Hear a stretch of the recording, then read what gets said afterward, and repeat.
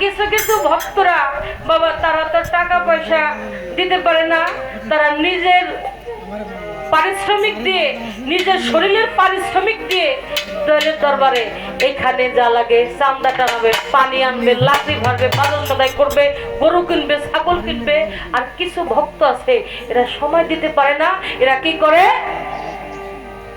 টাকা দেয়, অর্থ দেয়। আচ্ছা বাবা বলেন তো অর্থ না দিলে কি ওরস হয়? একটা ওরস করতে গেলে এক থেকে নিম্ন ভাবে 1 থেকে 2 লাখ টাকা লাগে, কারো কারো 10 লাখ লাগে, 5 লাখ লাগে, 8 লাখ লাগে। কিন্তু অর্থেরও দরকার আছে, তোমার গায়ের পারিশ্রমিকেরও দরকার আছে। দুটাই ইবাদতে, দুইটাই তোমার ভজনের পথে গণ্য হবে। তুমি অর্থ দিয়ে পারো, আমার বাবা বলছে গুরুর দরবারে তুমি অর্থ দিয়ে গোলামি করো, ভজন করো। আর যদি অর্থ না দিতে পারে তাহলে নিজের গায়ে খাইতে দেবো। টাকা পয়সা দিলে একভাবে হবে, কিন্তু তোমার সর্বোচ্চ সাধনার মূল তুমি যদি নিজে গায়ে খাইতে দিতে পারো, এইটাই তোমার দয়ালের চোখে বেশি ভাসবে। আর ওই অর্থ দিলে এইটাও দয়ালের কাজে লাগে, তুমি গায়ে খাইতে দিবা এইটাও তোমার দয়ালের কাজে লাগে।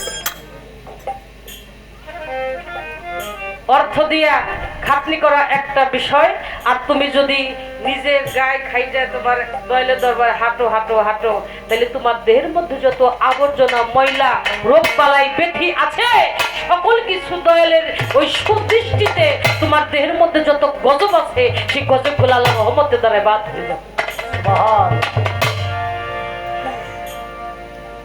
যে ধন, যে বস্তু দিয়ে তো গুরু ভজন করবে, সেই বস্তু তোমার কাছে অবশ্যই আছে, তাহা তুমি বুঝো, বুঝেই কাজ করো। তাই রাধা বল্লভ সরকার গান লিখেছে, জানো না রো ভক্ত মন কিসে গুরুর ভজন হবে, যার সাথে নাই প্রেম প্রীতি তার পূজায় কি আর মন।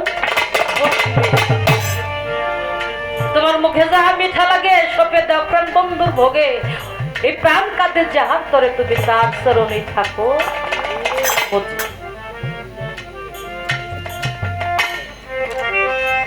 ভণ্ডামি স্বভাব ছাড়ো, তাসব ধর্ম জানছের মন্দির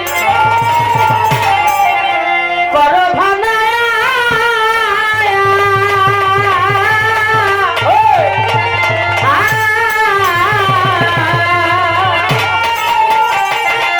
এই দেহ তোর হইলে ভানা, এই দেহ তোর, এই দেহ তোর হইলে ভানা যাবে রে জানা।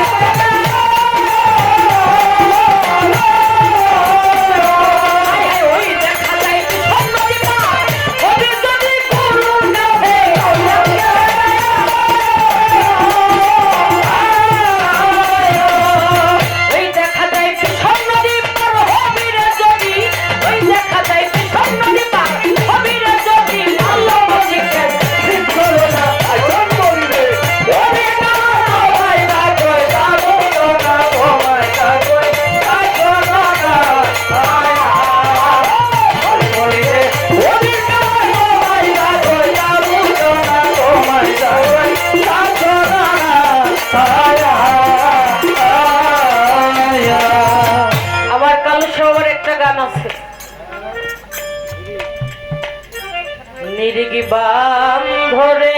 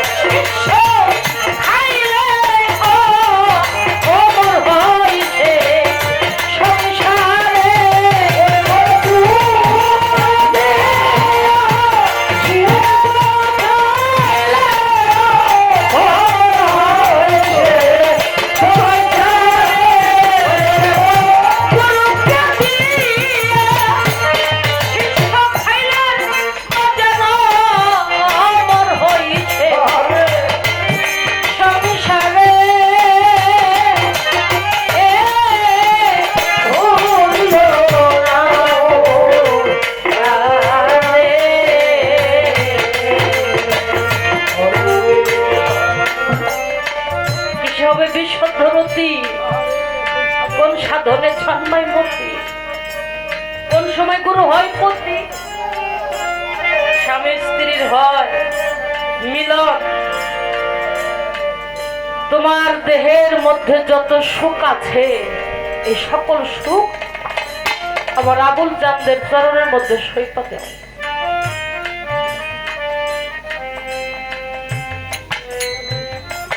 দেহের মধ্যে যত সুখ আছে সব সুখ তোমার মুর্শিদের চরণের মধ্যে সঁপে দাও। দেহের মধ্যে যত কাম রুক্তি, কাম প্রেম, কাম ভাব আছে সেই কামত্ব ভাব তুমি যদি তোমার মুর্শিদের চরণে সৈকত দিতে পারো তাহলেই তোমার গুরুর দর্শনে, গুরুর পরশনে তোমার দেহের মধ্যে সেই শুদ্ধ রতির উদয় হবে। এটা কোনো মিলনের মাধ্যমে না, এটা একমাত্র আমার প্রিয় মুর্শিদের মিলন ছাড়া এই শুদ্ধ রতি, শুদ্ধ প্রেমের গতি এটা কখনো উদয় হতে পারে না। তাই বলা হয়েছে প্রেমের গাছে একটা ফল, রসে করে টলমল, কত ভ্রমর হয় পাগল, সে ফল গুরু খায়া ভক্তরে দিলে অমর হবে সংসার।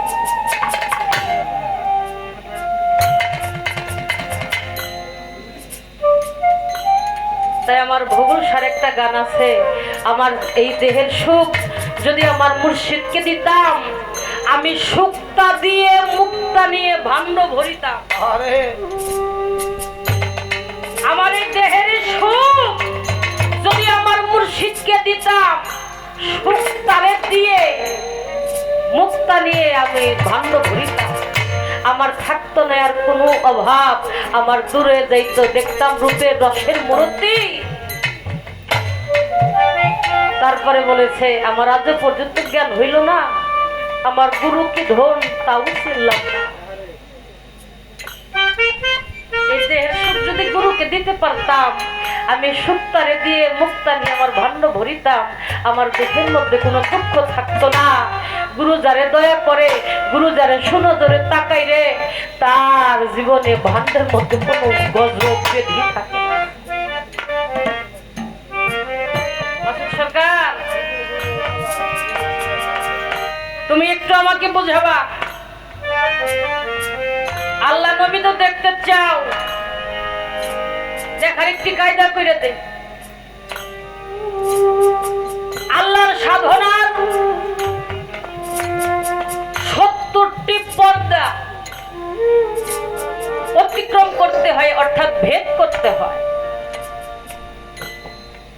গুরু সেজদায় রত হইয়া আল্লাহর দরবারে কাঁদতেছে, ভক্ত সেজদা দিয়ে আল্লাহর দরবারে কাঁদতেছে, হে মালিক পরওয়ারদিগার, আর কত পর্দা পাড়ি দিলে আমি তোমার দর্শন পাবো? গুরুকে বলছে 70 পর্দার কেবল 5টি পর্দা ভেদ করেছে, অতিক্রম করেছ, আর এখনো বাকি তোমার 65টি পর্দা। মনে পড়ে গেছে আমার ভক্তের কথা, তাহলে আমি যদি তোমার হতে এত পিছু থাকি তাহলে আমার ভক্তের গতি কি? তখন আবারও ফরিয়াদ করলো, হে বাড়ি লাহি বাড়ি খোদা পরওয়ারদিগার, আমি যদি 65টি পর্দা পিছনে থাকি, কেবল 5টি পর্দা ভেদ করেছি, তাহলে আমার ভক্ত না জানি কত দূরে আছে, আমার ভক্তের গতি কি? তখন আমার মালিক পরওয়ারদিগার বললেন, তুমি কোনো চিন্তা করো না, 70 পর্দার 65টি পর্দা ভেদ করেছে, আর 5টি পর্দা ভেদ করলে সে আমার দেখা পাবে।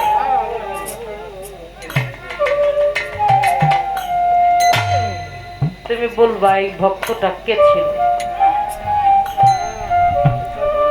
এই ভক্তটা কে ছিল? কি তার সাধনা ছিল যে গুরুর আগে আশা করে এখান থেকে মাসুদ সরকার একটু আমাদেরকে বোঝাবে।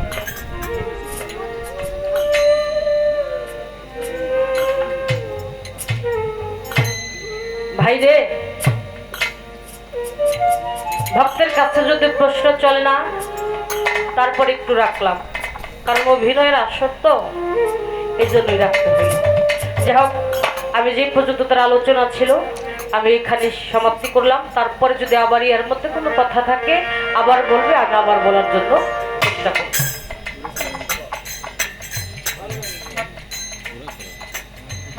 ভক্ত ছিল কে? এই যে রূপে রূপান্তরিত হবে, ভক্ত কে ছিল জানো?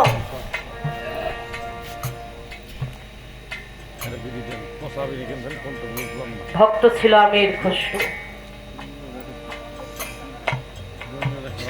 আর গুরু ছিল নিজামুদ্দিন আউলিয়া। একটি অনুমান কান্দা আছে, যার দয়াল আছে তার কোনো চিন্তা নাই, আর দয়াল কখনো ভক্তের কাছ থেকে মরে না, চর্ম চোখের আড়াল হয়, কিন্তু গুরু কখনো মরে না। আমার আবুল চান আমাদের সামনে আছে, আমাদের আর কোনো ভয় আছে? কোনো ভয় নাই। যেখানে যাই, ওই যে সাধক গান বলছে, মুর্শিদ তোর সামনে খাড়া, যেখানে যাই ওইখানে দেখছি আমার আবুল চান আমার সামনে দাঁড়ায়। যেখানে যাই আমাকে বলে, তুই গা, তোর কোনো ভয় নাই, তোর সাথে আমি আছি।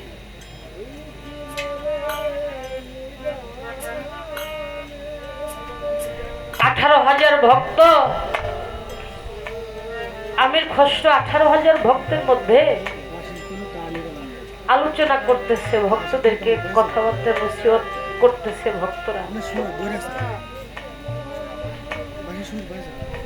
এই আলোচনার মধ্যে ভক্তদেরকে একটা প্রশ্ন করেছে।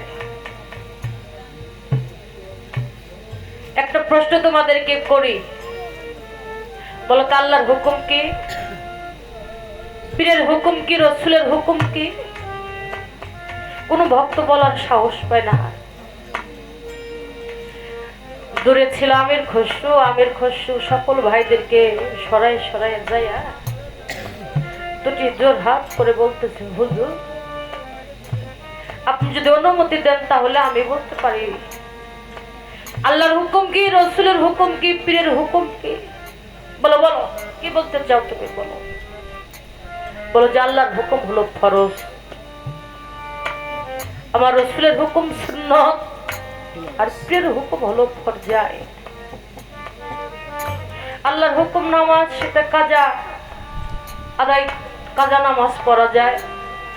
রসুলের হুকুম সুন্নত, কিন্তু পীরের হুকুম যে ফরজে আইন, এটা বলার হুকুম দেওয়ার সাথে সাথে সেটা আদায় করতে হয়, কারণ পীরের হুকুমটা কাজা পালন করা যায় না। সেই জন্য বলো তাই বলো, বলো যদি পীরের হুকুম ফরজে আইন হয়ে থাকে তাহলে এই সময় এই মুহূর্তে আমি তোমাকে হুকুম করতেছি, তুমি এই এখন সাথে সাথে আমার দরবার ত্যাগ করবে। আমির খসরু দুটি চোখের পানি ছেড়ে বলো, হুজুর আবার জানি না আমি কত অপরাধ তোমার দরবারে করেছি, কিন্তু আমি যদি চলে যাই, যতক্ষণ পর্যন্ত তোমাকে গোসল না করাইতে পারি ততক্ষণ পর্যন্ত আমি তো গোসল করি না, তোমাকে না খাওয়াই আমি কিছু খাই না, তোমাকে না ঘুম পাড়াই আমি ঘুমাইতে যাই না। আমি চলে গেলে তোমাকে কে দেখবে এবং আদরটা তোমাকে কি করবে? তুমি কোন অপরাধে তোমার কাছ থেকে আমাকে সরাইতেছ? নিজামুদ্দিন আউলিয়া বাবা জান বললেন, আমি তোর কোনো কথাই শুনবো না, তুই সাথে সাথে আমার দরবার থেকে কর। সকল কিছু ছেড়ে দিয়ে বলো, তোমার দরবার থেকে তো চলেই যাবো, আমার মনের যে শেষ বাসনাটুকু তাকে তুমি করতে বলো। হ্যাঁ, দয়ালকে একটা ভক্তি দে, বললো দয়াল তুমি আমাকে দরবার থেকে পাঠিয়ে দিলে আমার তাতে কোনো দুঃখ নাই, আর কোনোদিন ফিরে দরবারে আসতে পারবো কিনা তাও আমি জানি না, কিন্তু আমার প্রাণ পাখি যেদিন চলে যাবে সেদিন যেন আমি তোমার রূপে দেখতে দেখতে আমার আপন দেশে যাইতে পারি, মিনতটুকু আমি তোমার কাছে রাখলাম। দরবার থেকে এক পা দুপা করে বের হয়ে চলে গেছে। ভক্ত যত আগে বাড়ে তত জ্বালা দেয় তাহারে, নিজের ইচ্ছায় দোষী করে সে জীবনের পরীক্ষা দেয়। বাবা, একজন ভক্ত যেমন তার গুরুর জন্য কাঁদবে, গুরু তার ভক্তের জন্য।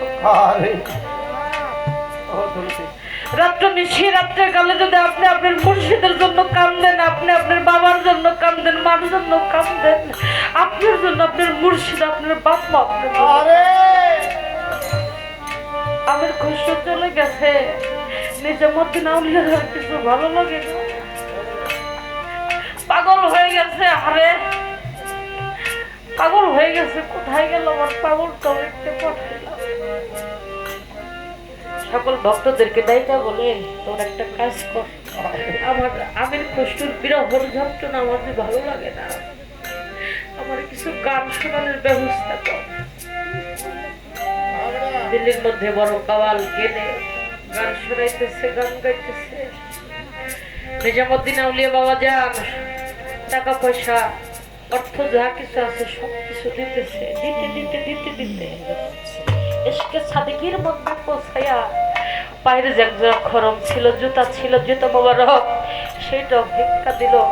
কাওয়াল মনে মনে চিন্তা করছে এখন আর দেওয়ার মতো কিছু নাই। কিছু সময় গান গেয়ে ওনার গানটা বন্ধ করে গাড়ি বক্সা নিয়ে রওনা হয়েছে। পথের মাঝে যা দেখে আমির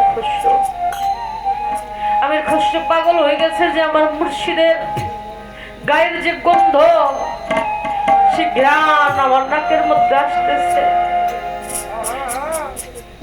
এমনি শক্তিটা মানুষের নাই রে ভাই, আছে শুধু একটা গৃহে পালিত পশু যে কুকুর, সেই কুকুর দেখবেন মনিবের ঘ্রাণ বুঝবে, মনিবের ঘ্রাণ পায়। আমির খুশটু পাগল হয়ে গেছে, আমার দয়ালের গায়ের ঘ্রাণ আসতেছে আমার কাছে। উনিও পথ যায়, কাওয়ালও আসে, যে দেখে কাওয়ালের বগল তলা এক জোড়া খরম জুতা।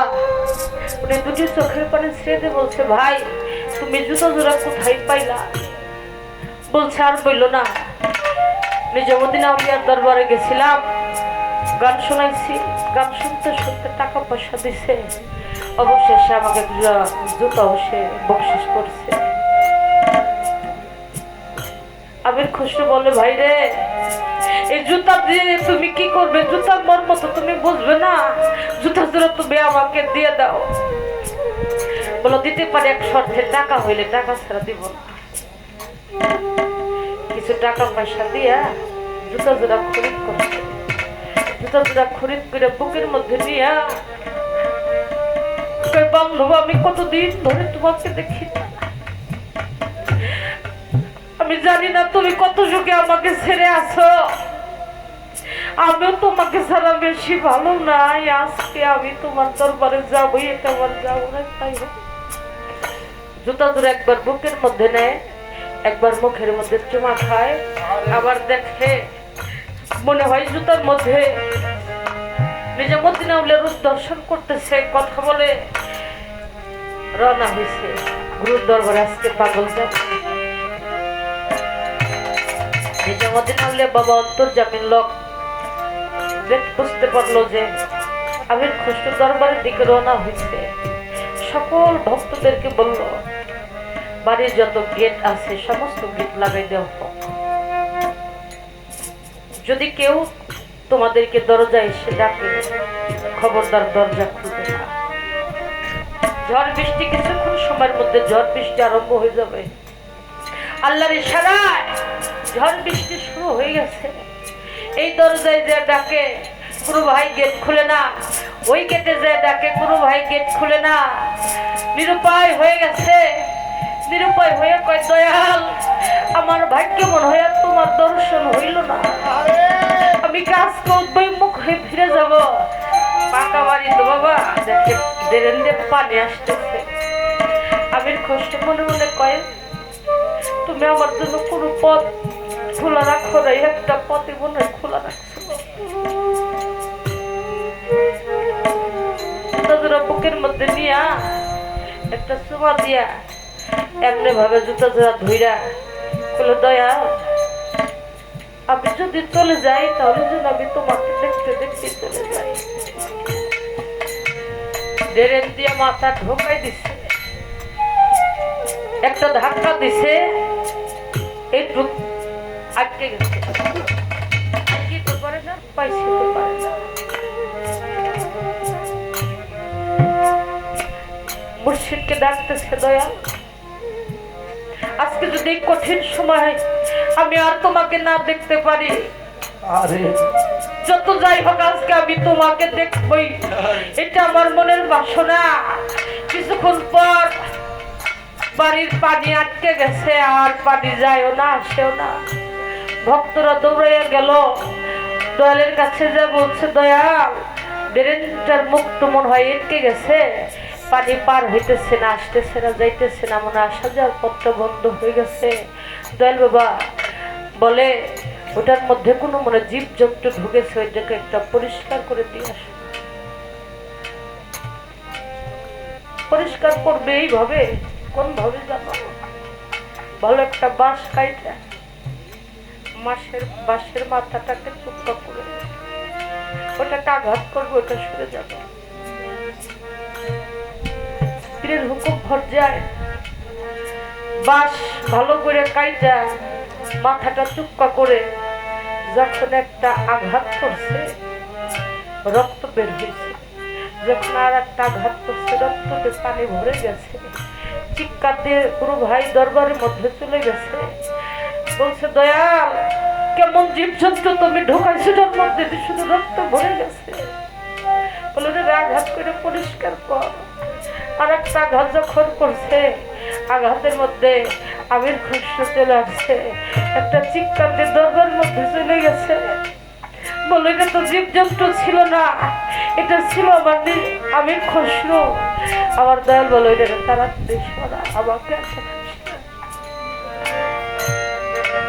তুমি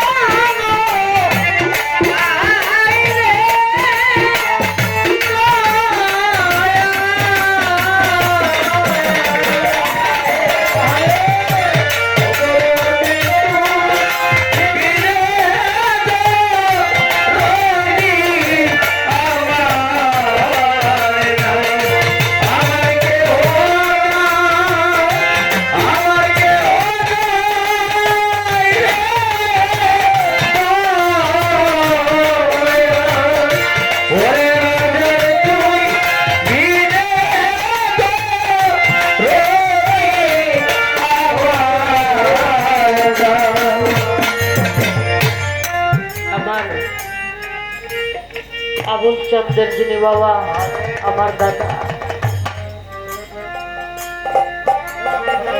11 বছর বয়সের সময় যখন আমার বাবা ক্লাস 4-এ পড়েন,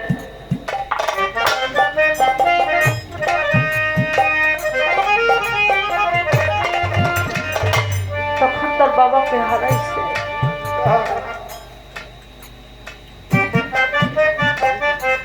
একটা সন্তান বোঝে বাবা হারান কত বড় যন্ত্রণা। সংসারে যে সন্তান বড় হয় তার যে কত কষ্ট করতে হয় যদি বাবা চলে যায়। সংসার যদি একটু নিয়ম থাকে, বড় সন্তান হইলে ভাই বোন থাকে, তাদেরকে নিয়ে কত কষ্ট করে জীবন যাপন করতে হয়। বাবারে অনেক আশা বাবা তার সন্তানকে মানুষ করে লালন করে। আমার বাবা আমাকে অনেক শখ করে আশা করে গান শিখাইছিলেন,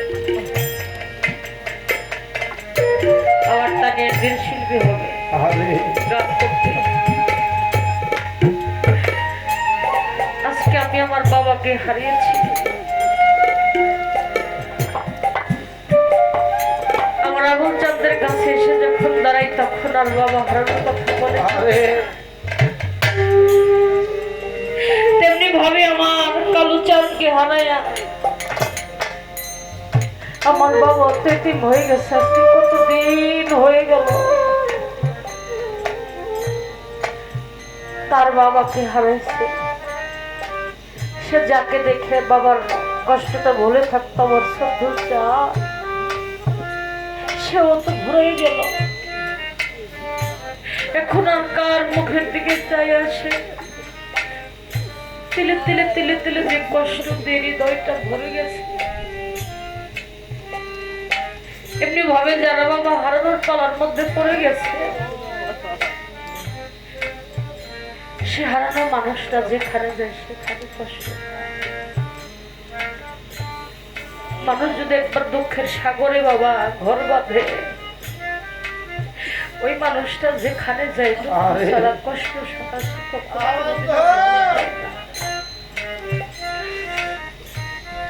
দুঃখের সাগরে ব্যথায় দিয়ে যার জীবন করা পাওয়ার নয়ার ব্যথা ছাড়া ভিজায় আখি জলে ভরা দল তারে আন্দোলনে দেখিও। যার জীবনটা শুধু কষ্টে কষ্টে দিয়ে গড়া, তার আবার জীবনে দুঃখ কিসে? কারণ তো জীবনের সুখের মুখ দেখে নাই, সুখ কি জিনিস বোঝে নাই।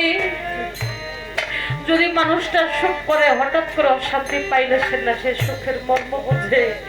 আর যার জীবনটা ভাঙা নদীর কুলের মতো গড়া, ওর জীবনে সুখ কি জিনিস সেটা কোনোদিনও সে বোঝে।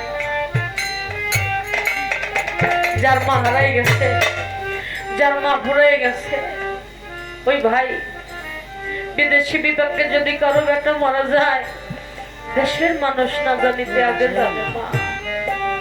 মার সাথে নারীর সন্তানের নারীর সম্পর্ক। যার মা সন্তানকে রেখে ফাঁকি দিয়ে এতিম করে চলে গেছে, সে এতিম সন্তান জানে মা হারানোর কত বড় যন্ত্রণা।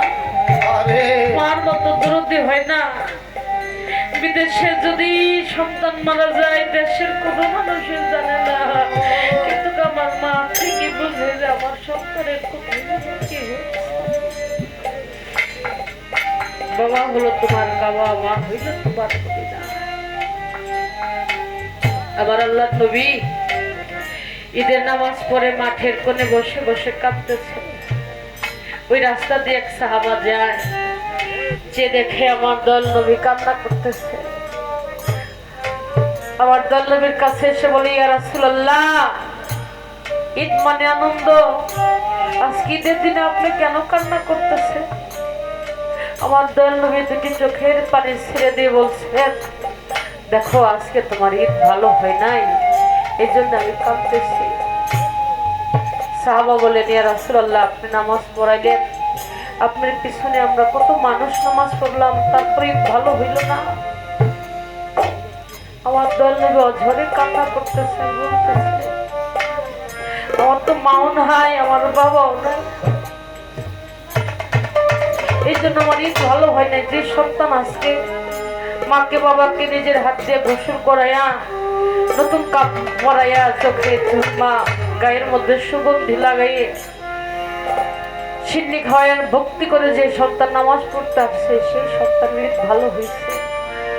আজকে তো এটা আমার কর্ম দ্বারা হয় নাই, এই জন্য আমার ঈদ ভালো হয় না। সব আমার দয়ালু চরণের মোবারকের মধ্যে ভক্তি দিয়া চিৎকার করে বলতেছি, না রাসূলুল্লাহ, এই দুনিয়ার বুকে তো আমার মাও নাই, বাবাও নাই, তাহলে কি আমার ঈদ ভালো হবে? অনেক সন্তান আছে মা বাবাকে দেখতে পারে না। সুখে থাকো, ভালো থাকো ছেলে সন্তান পরিবার নিয়ে, কিন্তু মা তোমার বৃদ্ধ আশ্রমে পরের দুয়ারে কাজ করে খায়, কিন্তু তুমি কিন্তু ভালো।